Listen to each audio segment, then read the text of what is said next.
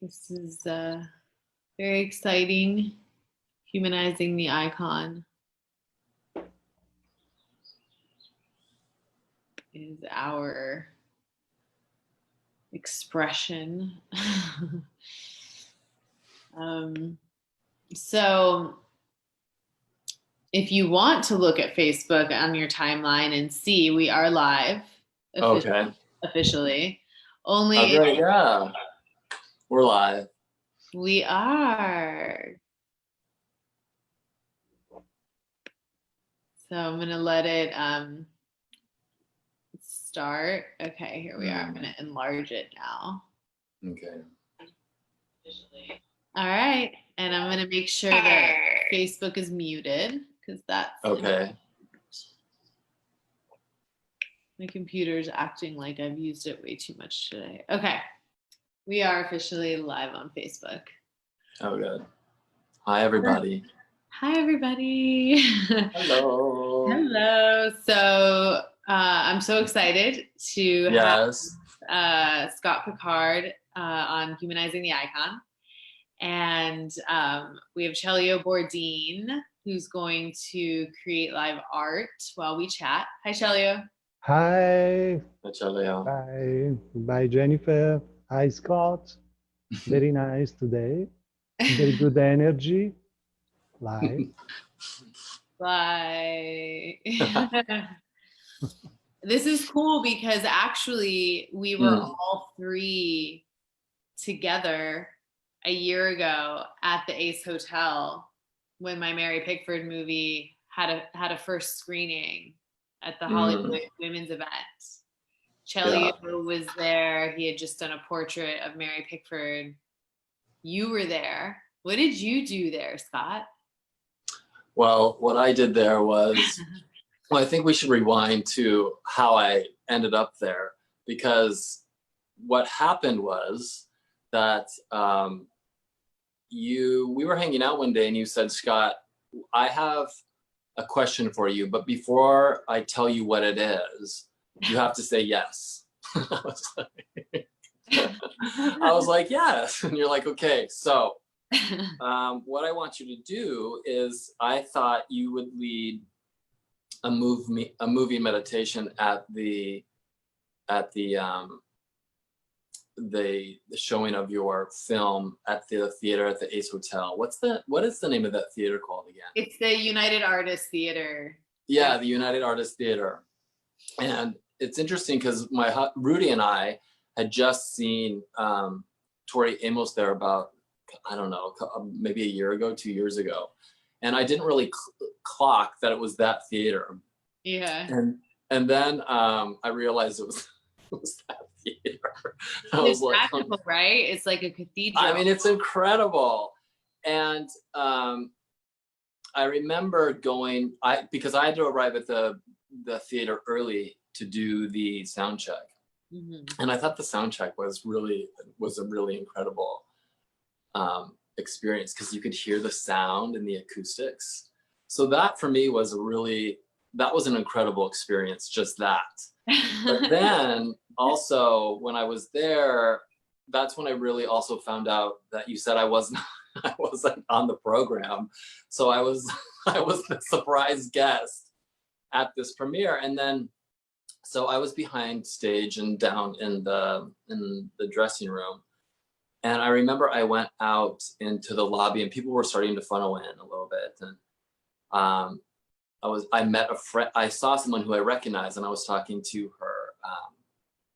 her friend that she brought, or her boyfriend. And he said, well, what are you doing here? And I said, oh, I'm going to do this movie meditation. And he said, well, what does that have to do with the premiere? And then I was like, shit.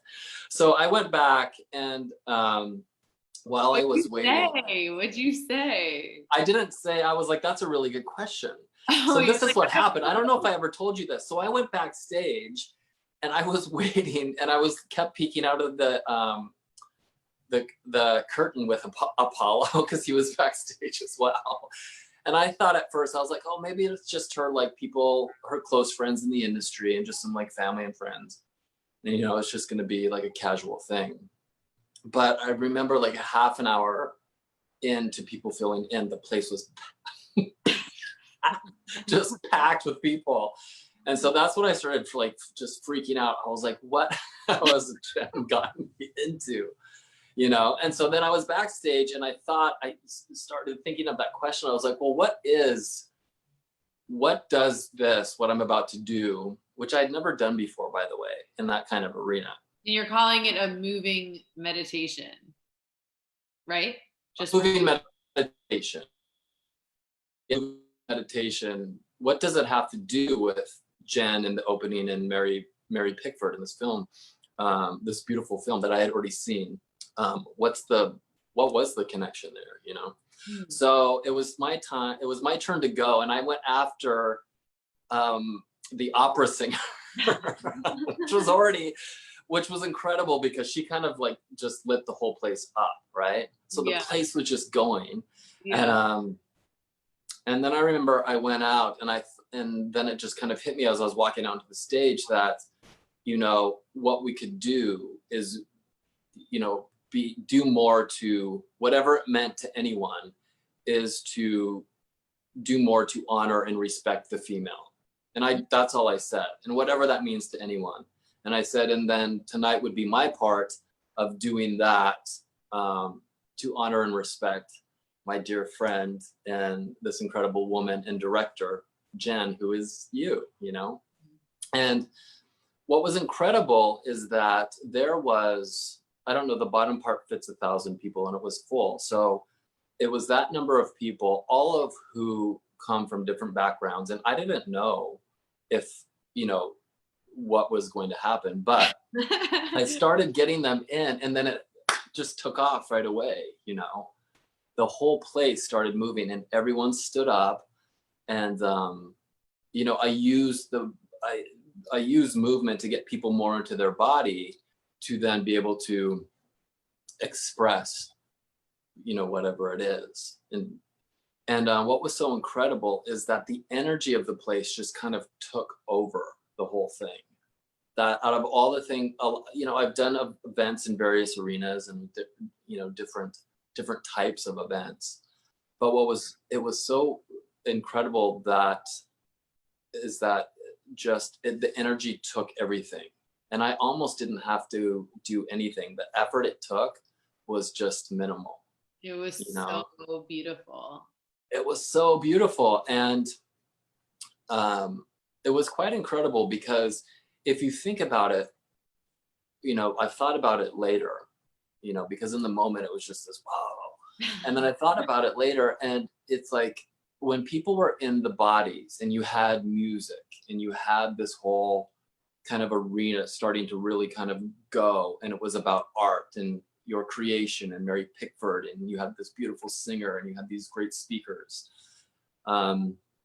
that all of that together seemed to hold much more weight than anyone's differences, because there was a variety of people there from all different backgrounds, all different political affiliations, you know, beliefs, and everyone moved together, you know, which I think is something, I don't know, I think you personally have a gift for it. I also think it's what Mary Pickford in the film kind of advocate for, right? So it was almost as if in that you could see, I don't know, I felt like I was witnessing something quite profound that had to do with body, the art, and humanity, right? And then I was thinking about it later too, because after that, this was when I was still, this was before the transplant. So I had brought my kidney dialysis with me to the event. And I went. And so after I went, I had to go and dialyze. And I was down in the dressing room, and it was so incredible because I'm down there dialyzing, you know, and I have the thing hooked up and I have the port in, and but I could hear the movie being projected. And so I was down in this little space in the theater, and then there was this movie being projected and this art and all these people and you and other people I knew. And I thought, wow, isn't this like an incredible moment? You know, it was so incredible that I was down there doing something I don't know, that I had to do to stay alive. And at the same time, what's right next to me and kind of I can still hear, and it's kind of thumping and moving. And also I had just gone off and had just stepped off of doing something that I had never done before. And it was this kind of like beautiful moment, that I've only realized now, 2 years or a year, I guess, a year after, of what the significance of that kind of was. And yeah, it's been incredible, like the whole, journey since I've known you, because after that event, you were like, well, now we're gonna do that in Venice. We're gonna take that to Venice, Italy. So, pack your bags, Scott, because we're going to Venice. And then we did it again. You were like, you're gonna do that again at the Venice Biennale. So, and that was another event and profound that you had brought together. And what was also about that, which I think I was thinking about this today, is that your ability to use your art to include everything. It's so inclusive. You bring in these other artists. It's like your art includes other art and it gives back to other art. It's this kind of generative, very inclusive thing that you create and do. And I was also, I don't know if, I have limited experience with these kind of things. It's not like they happen every day. Then I have it in my life. But I was thinking that I wonder if that's something that is in all art, in all artists, or if this is just, not just, but if this is something as you as a woman is cognizant of, or is it just something you just naturally kind of do and are, with your art? What'd you come up with? Good question. I think it's you. And I think it's also the gift of women, because I was thinking about COVID, right? The disease, and thinking about all the different countries and how the world has handled it. And if I had to say who I thought was doing a really good job, I would say it's Germany and New Zealand.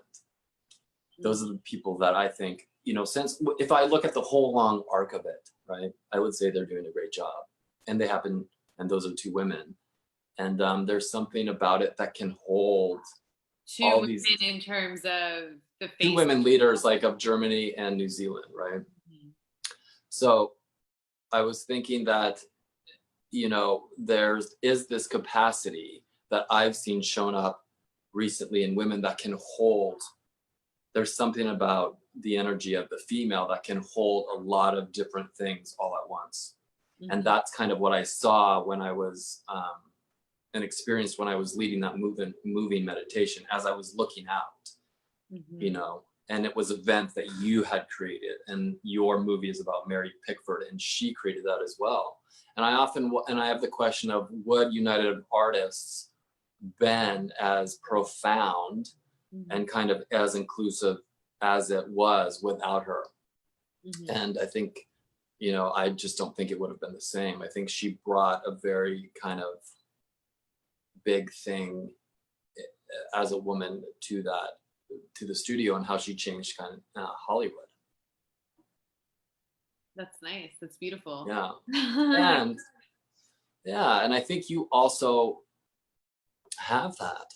I think it's something that there's something happening there. Yeah, it's interesting. I don't know what it is. It's interesting what you bring up too, because I haven't really gotten into this topic much, but it kind of raises the question of competition. Yeah. Because a lot of people say actually women are quite competitive with each other. Yeah. And so when you're talking about this inclusive thing being innately female, it's an interesting dichotomy, just because I've heard so much that actually women are quite hard on other women. Yeah. Yeah. So I like your perspective a lot. Yeah, I mean, I think there's, unhealthy and healthy aspects of everything, right? Yeah. But maybe it's also, maybe it's also just that's one of the things true art does, is that it's inclusive, you know? Perhaps, yeah.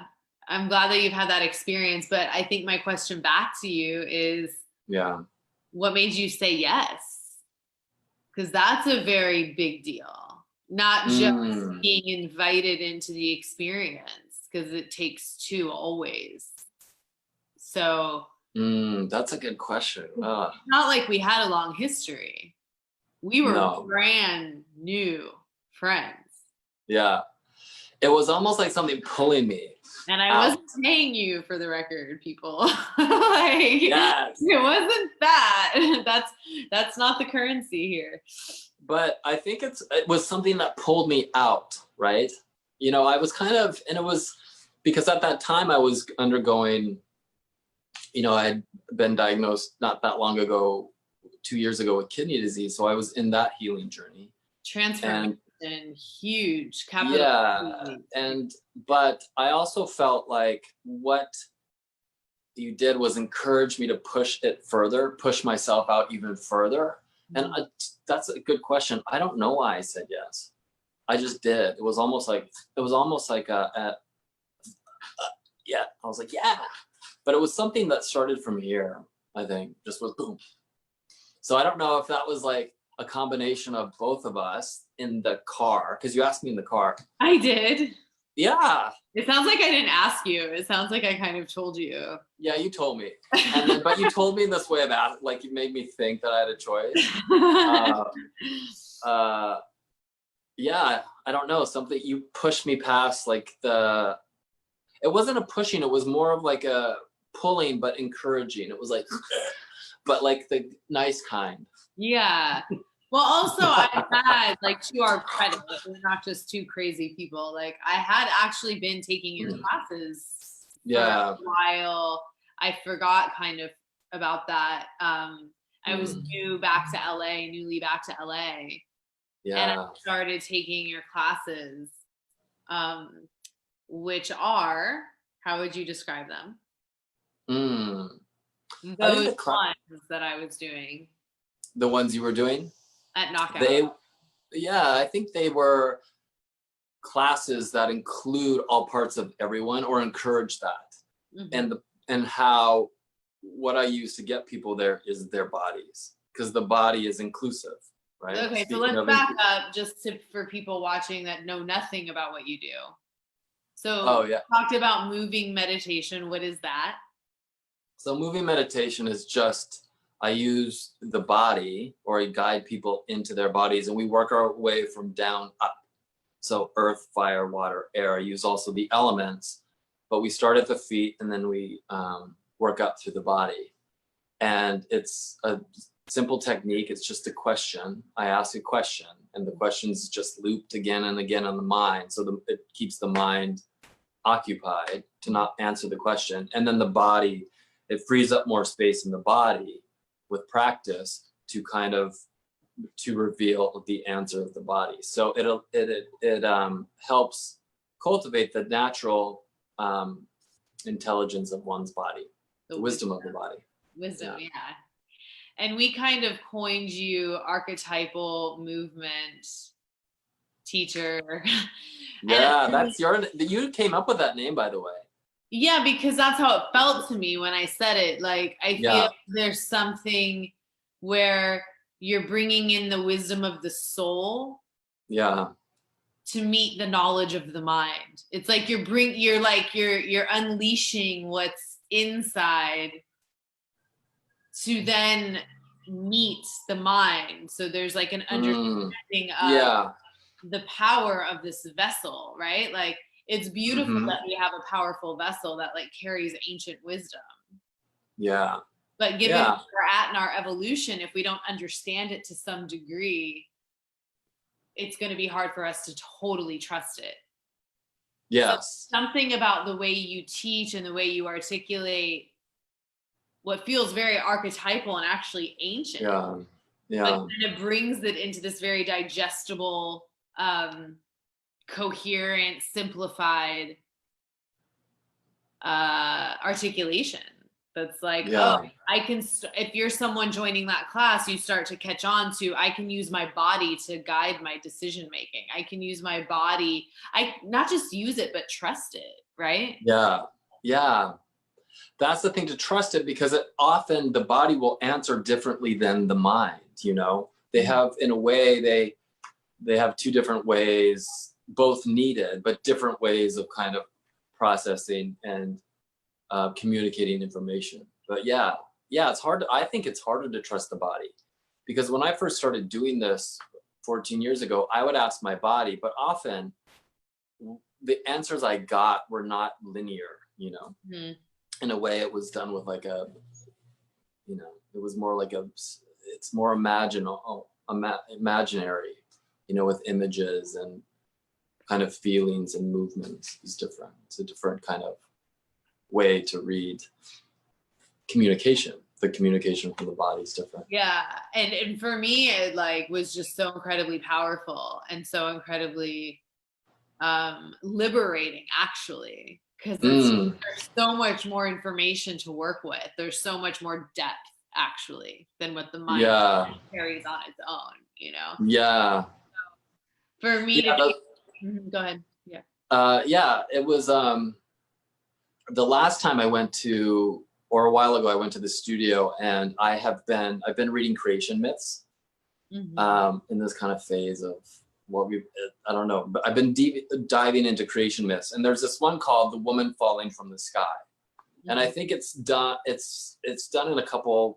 It's found in many cultures, and I was at the studio with my friend Alexis, and I remember you telling me, because you and I have been talking about doing a piece and movement, and you just said, Scott, you can just take a fragment. And I never heard that before. You go, just work with it, because we were talking about myths, and you said, what about just take a fragment? And so that day, because I had sent the myth, which was an audio, I heard an audio vision, and I sent it to Alexis. We met at the studio, and I told her, I said, of the myth I told you, I said, give me a fragment.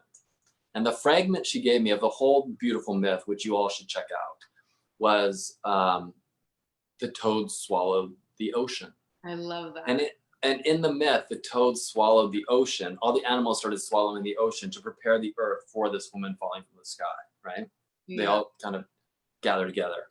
So using the body, you know, I'm trained as a dancer, so I took it, even though at 45, that's, you know, the definition's broad. And I took it and I just started working with it within my body. So like what is it for the toad to swallow the ocean? You know, it was these weird bulbous, and it wasn't like necessarily a pretty thing, but it was this weird kind of bulbous, you know, the toad was like, and then the ocean, right? Like the ocean had to hit, and it was like, how did those two things, what happens to them when they collide, when you have ocean and a toad?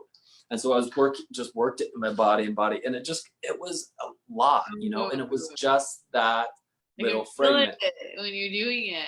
Yeah, it's like the toad, and he's like, and then you have the ocean, and then it's like he's trying to bring it all in, and the power of the ocean, everything's changed. And then we ran it for about 40 minutes, and I was just like, I mean, it was a lot, you know, and my body was moving in ways with this image and this fragment in ways that had never moved. Because the toad can swallow the ocean. The toad does swallow the ocean. Oh, that's so beautiful, right? It does swallow the ocean, and the toad swallows the ocean as the myth to make way for the turtle to create the land, so the woman has somewhere to land.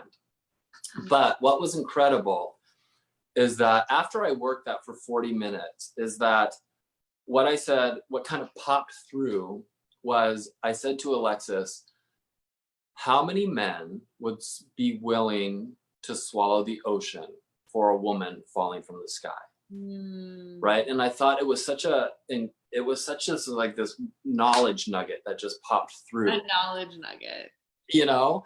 And it came from just working with it and staying with it, just a phrase for 40 minutes. And the truth is, I could have stayed with it much longer. And I think, I don't know, there was something I learned about that, about the process of for me to find the detail of something and just stay with it, just keep staying with it, just keep staying with it. And then it takes time, and I don't know, it takes a certain kind of time and to stay with something before the knowledge nugget pops, like the wisdom. Yeah, so I think, and I think it's, and I can see the correlations right now and like what we've all been going through in the last month. It's like, because I have to stay, we have to stay in it. It's, and I think that's what can happen if we just support each other to, stay with it. I coined this term with a friend last night. Don't rush the exhibition. Yeah. Does that resonate? Yeah. How? Well, this is how it resonates, because I think because of the way, for me, the world has been going really fast, right? Mm-hmm.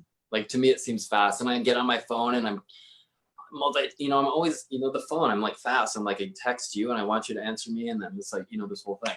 So everything's going fast, but it's all up here, right? So the mind in a way is so far ahead, right? But now it's like, almost like the body has time to catch up. Mm-hmm. And when the body catches up, right, you more hear, and then in the body, the body feels stuff and the body holds stuff. And I think that it's uncomfortable. Mm-hmm. But I think don't rush the exhibition is this. I like the way you said that. Oh, we lost Scott. Your video went out. Come back, Scott. There you are. Right? It's so appropriate that it was don't rush the exhibition. Can you hear me, Scott? Can you hear me, Scott, or no?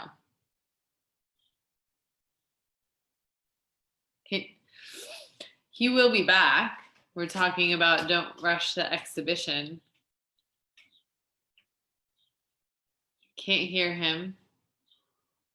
But Celio's work is like literally blowing my mind.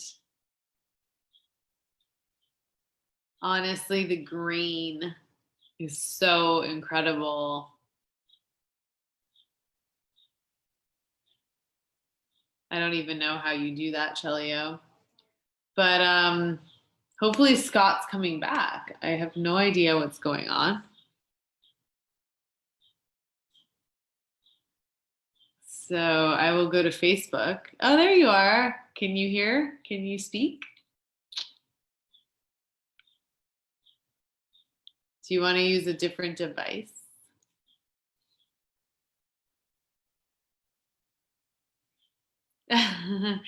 It's funny that it was a don't rush the exhibition, because then it cut out.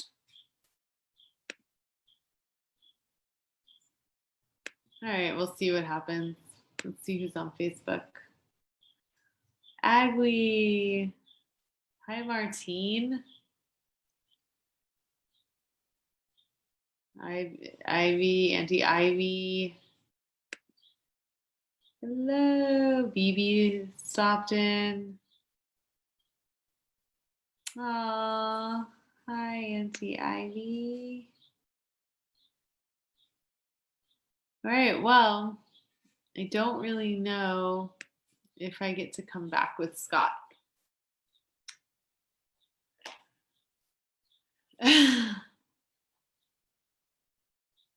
Scott?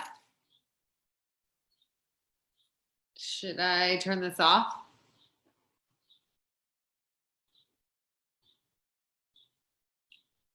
We just wait patiently.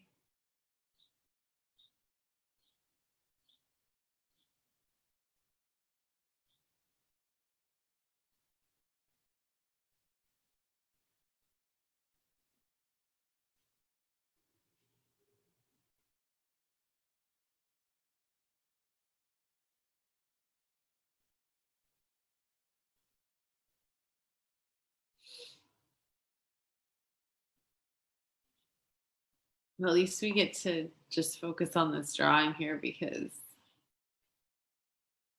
it's really incredible how on earth that happens. I have no idea.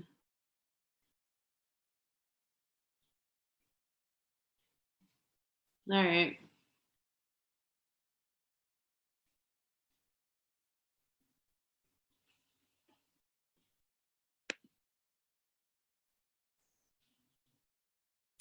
I know, it's great, but where's Scott? I hope he returns.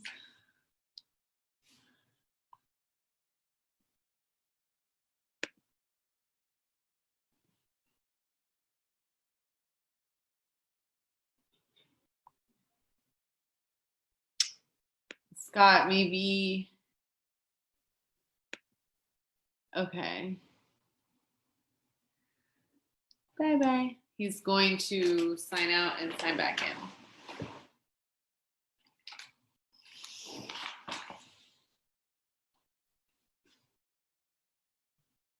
We wait patiently. Hi, little kitty. Hi, baby. Hi, baby. Hi, my little kitty. You want to say hi to everybody? Say hello. Say hello. Say hi. Scott, we can hear you. You can now? Okay. But I can't see you, that's for sure. And we have Houdini with us. Here, I'm back. Well, okay, just to start where we left off, we said, don't rush the exhibition. And then you cut out. See, the universe is like, no, don't rush. We're rush. Well, to rush the exhibition is when everything's ahead, we get ahead of ourselves. You know? Yeah, that's what happens. Like, even sometimes I'll talk and my words and my language gets ahead of me. But I think if I just slow down, and then the words and then the body catches up. Mm-hmm. Sometimes I don't always feel used to this, Mm-hmm. And I think this is why we're so uncomfortable. Because I think we've actually, as a global level, this is caught up. But when you have the body involved, the body doesn't know how to lie. So everything that's not there will come back into alignment. Mm-hmm. I feel, because the body holds its own wisdom and truth. The body doesn't know how to lie, right? Mm-hmm. So that, I think, is uncomfortable. This is when you have not rushed the exhibition, right? Mm-hmm. This is the exhibition landing when it's boom, mm-hmm. ready. Right? This is forcing it. Like, totally. And I think this is harder. This is harder. Yeah, of course. And with art, I think life is art, and yeah, we are all artists. Yeah. So this idea of putting yourself out there, a lot of people feel this pressure to be publicly creative and publicly expressive. Yes. And so what about the idea of putting yourself out there to yourself? Like you're saying, it's hard even for the body to catch up with the mind. Well, what about just even catching up with your own insight, your own experience? Because we have a relationship to cultivate with the self, and your work supports that relationship. Yeah. That's important. Yeah. And I think,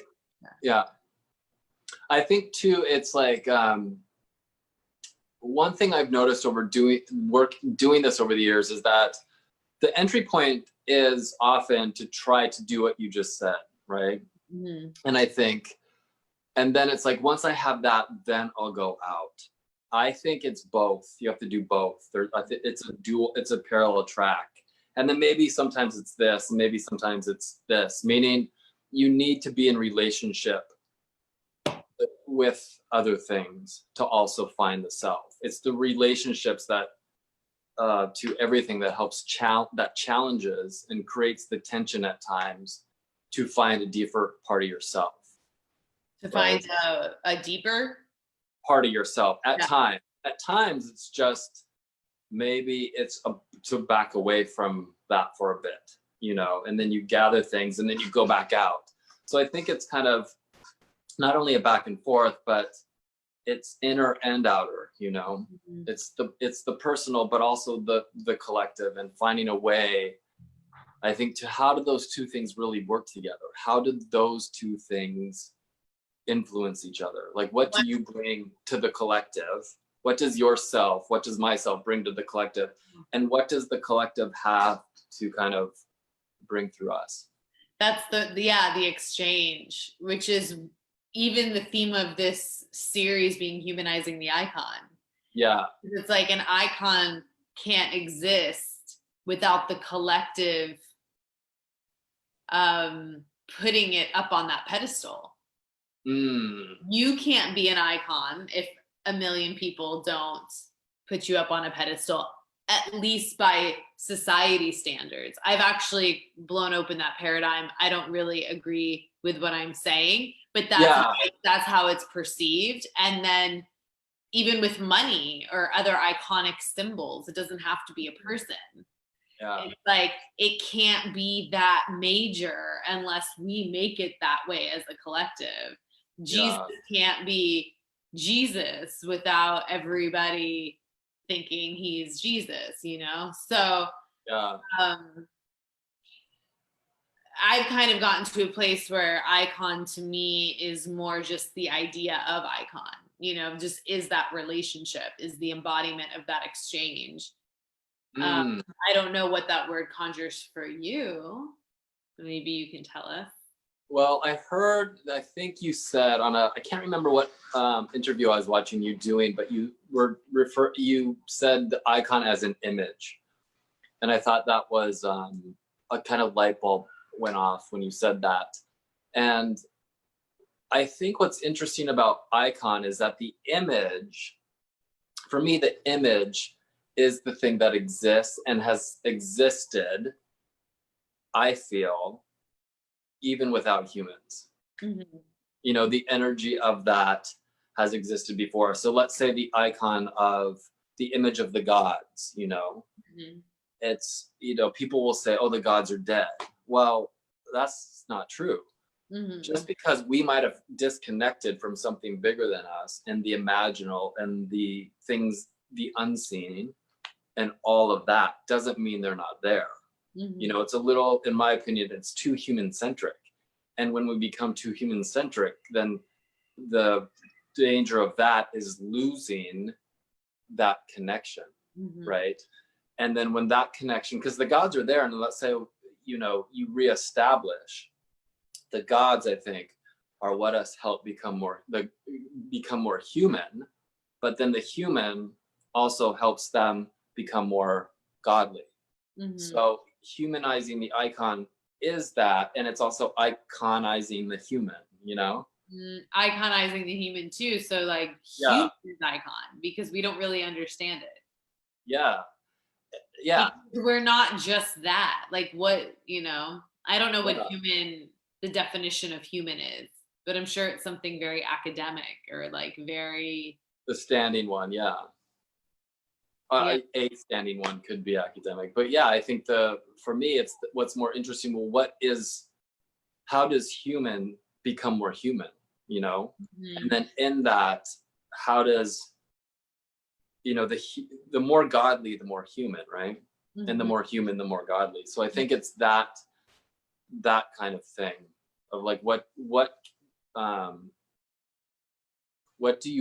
can we believe in? Like icons, you know, like we have icons because we hold them almost bigger than us. But it's like, what's the healthy relationship of believing in something bigger than you and connecting to something that's larger than even your own humanity as a way to become more human, you know? And when you say larger, that doesn't really mean size. No, it's beyond what you know, right? It's beyond what we know of ourselves. Like, that pushes us into the unknown. Like what you did with me in the car. It was like the push, the heat there of that relationship and the friendship is you pushed me beyond myself, beyond the boundaries of what I knew myself. So that's what I mean kind of by larger. And so would you say that it was beyond what you knew of yourself, or it was a part of yourself that you just hadn't stepped into before? I think it was probably more the latter, but I think also maybe sometimes out of the fear I have of that, like just not knowing as a way to not have to go to that part, Does that make sense? Like some kind of comfort zone? Yeah. Like you pushed me out of the comfort zone. But you really stepped into it, and I think this is an interesting, using that as an example for so many things, whether it's somebody wanting to pursue something that they haven't pursued before, but they really feel that they want to, or they're being called to, or this pandemic, and like you said, having to sit with that and hold space for the collective to get through this, So when you talk about our edge, because you're kind of talking about an edge, which is what in your work you're supporting people in getting beyond their edge. But the edge is like this conditioning. It's not it's an illusion, for lack of better words. It's real because we're experiencing it. But it's like stepping from your house to the outdoors. It's that easy, that you have to decide, you have to just surrender. And you did that. When I said, I'm presenting you with this opportunity, and I'm not presenting you with the opportunity to say no, but that's kind of a joke because obviously you could. And you just went. It's like floating on a river. I mean, but before I went on stage, like in the back behind the curtain, before I went on, that was not my experience. Was not that. I mean, I felt like I was, I do know what you mean by it can be that easy, but often, if you think of physically, I have to say, what's that? It was physically. Like you're going on and you having a whole internal struggle go on. But in another aspect of reality, you showed up and you did it. Yeah, but I think it was all happening simultaneously, because let's say every time you cross over that threshold, we all have breakthroughs and crossover. You go from one to the new. It's a kind of, it's a rebirth, right? Death and rebirth. So that's a death and rebirth moment. What we leave behind here and what we enter into are two different things. And I think for me at times doing that has not been a comfortable process, the rebirth. If you think of birth itself, it's, sometimes it internally has felt like that for me. Like, it shouldn't feel comfortable, right? It's not supposed to. Is it supposed to feel comfortable? No, I don't think it's supposed to feel comfortable, but I don't know if it's also as easy as being like, oh, I just decided, and it's like you're through it. Yeah, I think you decide and you're through it, but the throughness is also uncomfortable. Yeah, I think there's a grace and an ease to also what's really sticky and challenging, which is kind of a paradox. You know what I mean? So we're both. They're all accurate. Yes. because someone could say like, hey, Jen, when you host those talks, you look so comfortable. And I could be like, I'm literally feeling insane. And like, I'm freaking out. I have total stage fright. I'm jumping off a cliff. There's no way I look comfortable. What are you talking about? Yeah. So there's different planes that we're operating on, right? Because it is accurate. Like, I'm just doing it. Just like you just came and did it. But the whole journey of chipping away at your identity, of like stepping through different portals, of like expanding your awareness and doing things that scare you and stuff, that's not easy as a human being. But in the scheme of life, it's just a decision, right? It's a decision to own your power and be like, I'm going to start singing next week. I've never sang in my life. I'm just going to go do that. That doesn't mean it's going to be easy. Like, going to your classes isn't easy in terms of the psyche. But it's also like fucking easy, because it's like, doesn't have to be dramatic. It's also just like this beautiful unfolding, you know? So it's kind of like, which lens do we look at things through? And can the stepping out of your comfort zone into new territory be challenging and also exhilarating? Yeah, definitely. Yeah. It is, right? Like, when you're freaking out before going on stage and doing that moving meditation for 1,000 people, that's exhilarating. Yeah, it's like at the same time when that was happening, it's like the most alive moment and also the most terrifying. Exactly. And then you have someone you actually know that's like, yo, how does this relate to why we're here?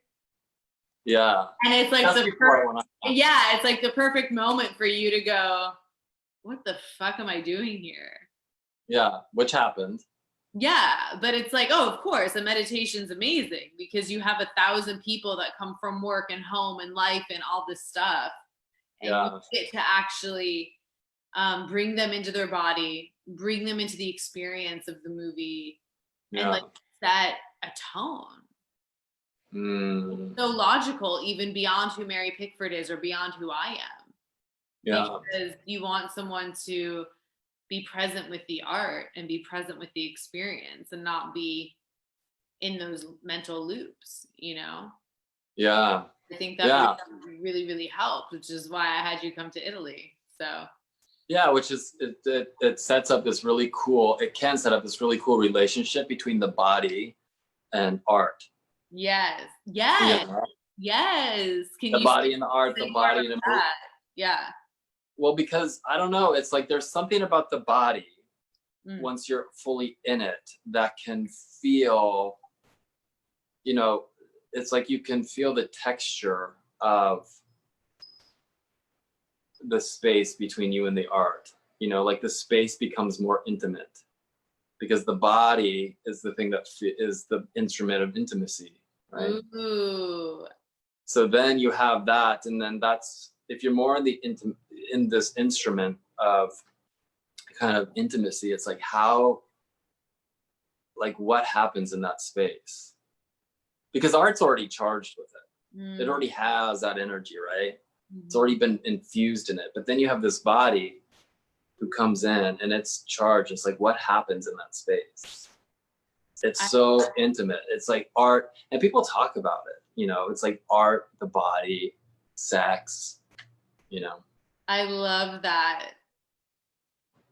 It just made me feel the sacredness of being in a theater like that, or even what we're doing tomorrow night. We're doing a virtual event, you know, but I've experienced now with like moon ceremonies and things I've done virtually, that something that took me out of my comfort zone.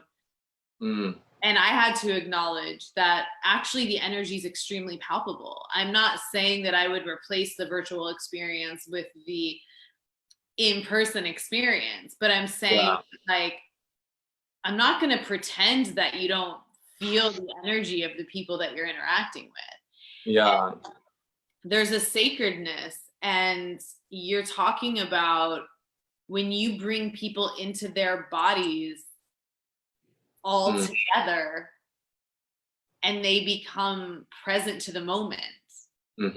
That means that everyone is actually in the room, because your body can be in a room and you can be completely somewhere else. And then whether it's 20 people or 1,000 people, it becomes an intimate experience. Yeah. And your role becomes supporting people to have an intimate experience. Yes. And intimacy in all its forms, you know, because intimacy does not, the intimacy is here too. It has also a life of its own. So then you have a lot of things that get to touch each other in that space, you know? And that's why I think it's like art in the body, that relationship is, you know, because if you can be in your body enough to feel and you notice, and there's something intimate happening with the body, another, and others, and the art, I think it's the thing that allows us to touch someone else's experience that lives on another continent, you know, that's so far away. If everyone was in the body, it would be, you would feel what's happening more in other parts of the world, you know? You could feel the people, you know, that are being affected or by what's happening in an intimate way, because the body also knows how to respond, you know? Oh, we lost your voice. We lost your voice for a second. Oh. There, you're back. Okay. Can you hear me now? Yeah. That was like so powerful. Oh my gosh. I almost like, it's this thing we've been talking about as friends the whole time in terms of creating new myth. And new storytelling. And we even talked about the gaming world, because I was talking to some gaming people and it was like they really wanted to explore conscious content. And when you talk about the power of the body and the wisdom of the body, how does that get to be explored in the motion picture or in our new myth? You know, like how you can really work with energy in a way. Eradicate evil without violence, like actually start to tell stories in a different way. And a male body representing the female. You know, it doesn't really matter what body you're in. It doesn't. It depends what lens you're looking through. Like it just depends. But on a higher plane, I don't think it matters what body you're in, because we all have the masculine and the feminine. So a male character could be the more feminine, and that doesn't mean how he behaves and his mannerisms. It means he holds more of the power of the female. Yes. Yeah, which is fire in my work. And have you been work that I've learned? Have you been seeing men like coming into your classes more? Yes, I think men have come. Yeah, it's shifted. There's more men stepping into it all, because I feel, because on the what's been surfaced on the planet is men's shadow, right? That's like up everywhere, and we're like, oh, you know, with all the stuff that's happened and surfaced. So men, I think in the collective, know they have something in them that's unhealthy. So they're hungrier for what's wild in them as men, and that's found, and you know, in the work that I do, that's found via the female. You can only find the true masculine through the true female, through the true feminine, and that is what men, we used to do from the beginning. There was initiations with the elders that would take men out, and they would cultivate that fire. It would mature, you know, and I think that's missing, but I think men are hungrier for it now. So that I've noticed since I started teaching 7 years ago in a big way. And just to clarify too for people, that doesn't mean that men are healthier than men. No. No, No. because we've been operating with a lot of masculine as well. Well, I think it's, you know, the woman who taught me everything, Dominique Sire, she said, she's been saying for a while, you know, she's an icon, she's ahead of her time. Mm-hmm. And she has been saying for a while, yes, it is a time of the female, but does that mean that women are healthier than men? Well, right. no. Right, to your point. Yeah, I'm there. You have this funny camera thing going on. I know. We had to switch out the phones. It's totally fine. Yeah, I think we're all just like learning a lot right now. I think we're always learning and growing and evolving as humans, but I think what makes right now feels different to me is that we're actually aware of how much we're learning and growing. I think that's always happening, but we're aware of it. It's like what they would call the neocortex of the brain. Oh yeah. That's pretty new, is what makes us reflective and self-aware. So like for eons, we've been learning and growing, but to have a collective awareness of learning and growing. Yeah. Whereas before it was like the philosophers and the artists and the scientists, like they knew we were learning and growing, you know, but now feels like there's this vibe of like, we all know we're going through something that's expanding us. Yeah. Yeah. You know? It feels ceremonial in a way. I don't know, to me, this moment. In what way? What do you mean by that? Just, it feels shamanic. This moment that there's like a sense of going through something as a collective. And again, it's not that we aren't always. We're always going through everything as a collective. But to have this many beings be aware that it is a collective experience, to actually have that in their consciousness, you can feel the expansion of the matrix or something. Like there's something unifying in that, you know? I don't know what that leads to or means or whatever, but that's just a feeling that I have, you know? Yeah. I mean, I don't know either where that ends up, you know, where that goes, but it is interesting to think that it's the first time where there is something hitting everybody and everyone is aware of it around the world for the most part. Yeah, I definitely agree with that. And you know how you talked about the opera singer? Yes. He's watching right now. Hi. So that's cool. And is the opera singer singing tomorrow? She is. Ah, so good. She's singing something different, but she's singing tomorrow. Yeah. Yeah. And we have some comedy. Okay. And we have Mirabai Devi is going to do the conduit of the Divine Feminine. And tomorrow is Mary Pickford's death day. So. Oh, wow. And we are the first ever narrative project about Mary Pickford coming out on her death day. Wow. Yeah. So it is something to kind of like really set the space for, you know? Yeah. But we also have a cool DJ. So we have like a whole lot going on.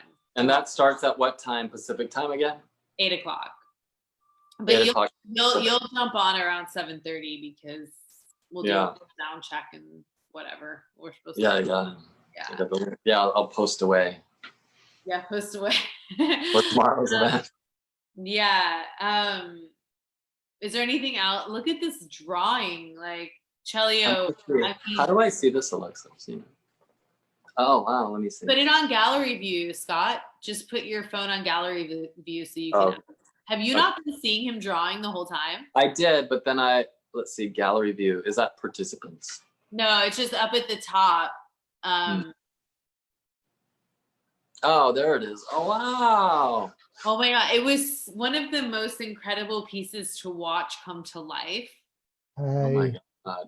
I watched it up until we got split away. Today, tell us what this is, please. Yes. yes, bye. Oh, Bye. today, I don't know, is a very strange kind of channel I do it. And then it's coming this very strange word of remind me old theatrical person, like with some no, no, wait, can I show you? It's coming Amazing. some like mask of theater from before. No, some mask. Like almost like vaudeville. Yeah, some person from old, like a Greek mask, you know, Ooh. Oh, wow. from old many times ago. And some person is like a mask inside, you know. I feel maybe some energy from old theater coming in this channel today, because Wow. it's starting with one pen. I have to change, I have to change, I have to change, and marker change. It's like, I think so, like when change scene in the theater, you know, change dress, change dance, change mask. And That's uh, amazing. oh, thank you. Yes, very strange for me, this work. Very strange. Yes, always becoming something very strange. But I feel this figure like a Greek, you know, like a You Greek. love Greek, Scott. Yes. Like myth and Yeah, it's my latest It's not latest dark. It's a mask, you know.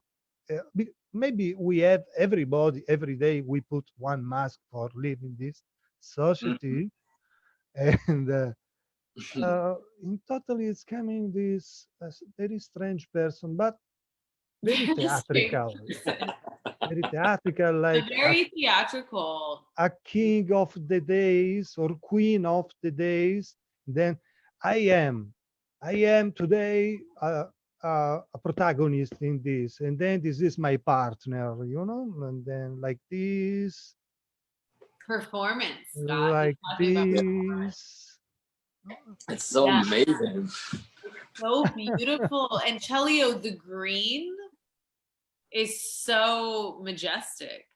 Mm. Is yes. I like that. never saw him do that in one of these. The green is a new. This is like completely this I color, like but the collar. Is that in the the collar? color we have somebody can look outside too, you know, the mode, you know, Yeah, yeah. some side in the dark, you know. It's like the point of when you breath, no? your breath. Breath point is this, you know. Wow. And the yeah. Amazing. Yes, very strange. For me, it's very. Today, I spend a lot of energy with him because it's like don't want to show self, you know. And Mm. then I say, come out. You have to show yourself. You come out. You have Say to what show do you want. yourself. Say what do you want. Okay, I am the mask. I'm a queen today. This is my partner, but it's very theatrical image. Ah, this is. Mm. It feels like performance, like you get to really cultivate your Yes. Mm. identity, your role, like it's It's fluid. like, yeah, and it's almost like it's like those it's like a trickster character in a way, where you don't know, and it's shifting, and it can move between domains, like it like can go jokery kind of. Yeah. Yes, and then with these strange eyes, in the eyes have something. And, Yeah, like it's like Pan-esque, like a, you know. yes, yes. Thank you for helping me and with your point of view, because I'm shocking every time when I finish, and then I spend like 40, 50 minutes, very fast. And when I finish, it's like I have electroshock. My sensation is Yes, because You get electroshocked. It's yes, like, serious. It's very, very deep. I spend a lot of energy, yeah, and then we have to now post that. That's exhausted. Now I'm that's exhausted. incredible. But it's coming, and have Mhm. something to say. And this is my channel about your talking discussion today. I perceive this, and welcome. hi, Scott, in fountain pen form. That's amazing. I Well, love that it is like a performer and you don't know, you know? Yeah. oh, Celio. Yes, I'm wet always. It's Oh, very strange. Oh, he's like, Very, wow. Jen, why are you doing so many of these? very strong, very strong image. It's powerful. It's positive, but something very personal, and it's like the secret about a mysteries about a theater. You know? Ooh, the mysteries of the theater. Wow. Yeah, God, yeah. Wow. this is good. That's I feel these incredible. things, and then it's not my word. Maybe for me it's very difficult to do this today because Mm. uh, to perceive this is like violent. Something is not mine, Yeah, but yeah. it's coming for courtesy. Because Wow. is I don't know. I feel this. The mystery of the theater. That's very cool. That's such a cool phrase. We could name it that. Yeah. Because it doesn't really mean anything, but it's all encompassing. Like life is a stage, right? We're all Yeah. performing. The mystery of the theater. That is incredible. Yeah, we have to post that. I love that. Yeah, we want to do a gallery exhibition where we get everyone together Yeah, for sure. that's been in these drawings. Can you imagine everyone that's done one of these Yes, Oh, we have in a 11 room now. together? yeah. We We have should like do that. a hip hop DJ, a comedian, like different. The whole thing. Get everyone together. Yeah. Yeah. Wow. Well, do Yes, you have any thank you, Celio. Thank you, welcome, Celio. welcome. Thank Scott, you for this energy. But I need nap now. you need a nap now. Yeah. Maybe some rum. Do you need some rum? Ciao. Thank you, Italian The friends, towel he said American he had. friends, Bye, everybody. Celio. Thank you so much. Bye. Thank you. Bye. Scott, do you have any closing words for our episode or any more questions or comments? No, thank you. Okay. The mystery of the theater is what I'll be left with and what I'll leave everyone with. Yes, it's so good. Thank you so It's amazing. much. And I can't wait for tomorrow night. I'm so excited. Yes. And I lost you again. So I think I'm going to wrap that up then, since I don't see Scott anymore. Are you there? All right, I'm going to say goodbye. I lost Scott. I love Scott. I love people. Join us for the launch tomorrow if you can, virtual party, or watch the episodes. Why Not Choose Love? Look through Humanizing the Icon or Jennifer DeLia. And Scott's gone. So lots of love.